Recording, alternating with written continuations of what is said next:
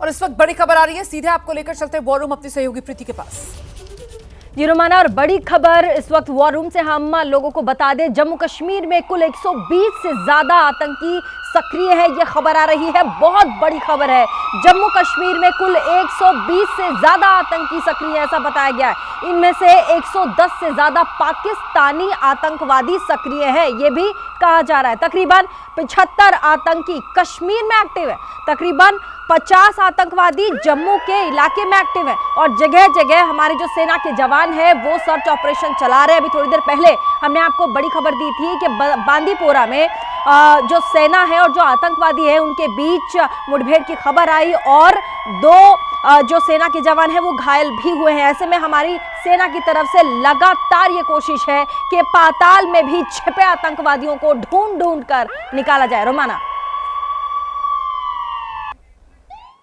तो 120 से ज्यादा आतंकवादी सक्रिय, ये बड़ी खबर सामने निकल कर आ रही है। पहलगाम हमले को लेकर एबीपी न्यूज पर एक और बड़ा खुलासा मैं आपको दिखाने जा रही हूं। सूत्रों के मुताबिक लश्कर-ए-तैयबा का डिप्टी चीफ सैफुल्लाह कसूरी, इसी ने ही हमले की साजिश रची और इसने जिम्मेदारी दी आतंकवादी संगठनों के टॉप 5 कमांडर्स को, जिसमें अबू मूसा भी शामिल, जिसकी तस्वीर आपकी स्क्रीन पर है। वीडियो में सैफुल्लाह कसूरी लश्कर कमांडर अबू मूसा की पीठ थपथपाता हुआ नजर आ रहा है।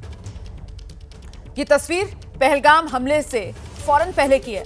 दूसरी तस्वीर लश्कर के डिप्टी चीफ सैफुल्लाह कसूरी के स्वागत की है, जो पाकिस्तानी रेंजर्स के अधिकारी कर रहे हैं। तस्वीरें आपके सामने, सीधे आपको लेकर चलेंगे। हमारे साथ हमारे सहयोगी शिवांक इस वक्त मौजूद हैं। ये बड़ा खुलासा एबीपी न्यूज के दर्शकों के लिए शिवांक ही लेकर आए हैं, और ऐसे में शिवांक इस खुलासे के बाद अब कहीं कोई शक शुबा बाकी नहीं। पहलगाम आतंकवादी हमला, जिसकी स्क्रिप्ट जो है वो लिखी गई पाकिस्तान में बैठे इन आतंकी आकाओं की तरफ से। शिवांक जी बिल्कुल रोमाना जी, देखिए आज बिल्कुल साफ हो गया है जिस तरह से ये सारे सबूत, ये सारे वीडियो एविडेंसेस हम लोग के सामने आ रहे हैं, और लगातार एबीपी न्यूज़ लगातार दिखा रहा है कि किस तरह से इन लोगों ने पूरी प्लानिंग करी, प्लॉटिंग करी, और लगातार सारे सबूत आप दिख रहे हैं। आप एक चीज़ देखिए कि किस तरह से सैफुल्लाह कसूरी के आईएसआई के साथ जो संबंध है, पाकिस्तान सेना के साथ जो संबंध है, वो स्थापित हो रहे हैं। वही सैफुल्लाह कसूरी जब 11 मार्च को यहाँ पर अबू मूसा से मिलता है मीरपुर में, तो पहले उसे गले लगाता है,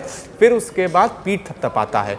ये वही अबू मूसा है जिसने 18 तारीख को किस तरह से जिहाद का उसने पूरा नारा दिया, और उसके अलावा कश्मीर में हिंदुओं की हत्या करने का उसने ऐलान करा। तो देखिए सारे डॉट्स लगातार क्रिस्टल क्लियर तरीके से लगातार आपस में जुड़ रहे हैं कि किस तरह से सैफुल्लाह कसूरी और अबू मूसा ने, और उसके अलावा ये इन 5 आतंकियों ने मिलकर किस तरह से कश्मीर में पहलगाम में ये हमला करवाया, जिसका मुख्य सूत्रधार सैफुल्लाह कसूरी था।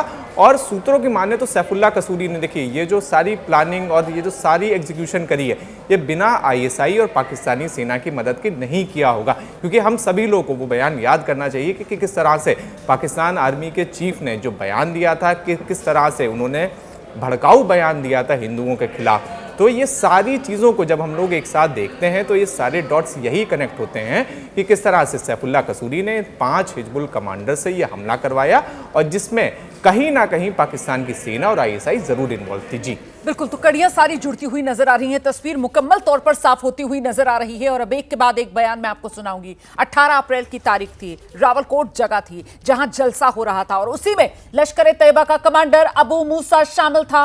सूत्रों के मुताबिक सिर्फ लश्कर ही नहीं, हिजबुल मुजाहिदीन के आतंकी भी पहलगाम हमले की साजिश में शामिल। हिजबुल लश्कर के कमांडर्स ने 18 अप्रैल यानी पहलगाम हमले से महज 4 दिन पहले कैसे रावलकोट से भारत के खिलाफ जहर उगला,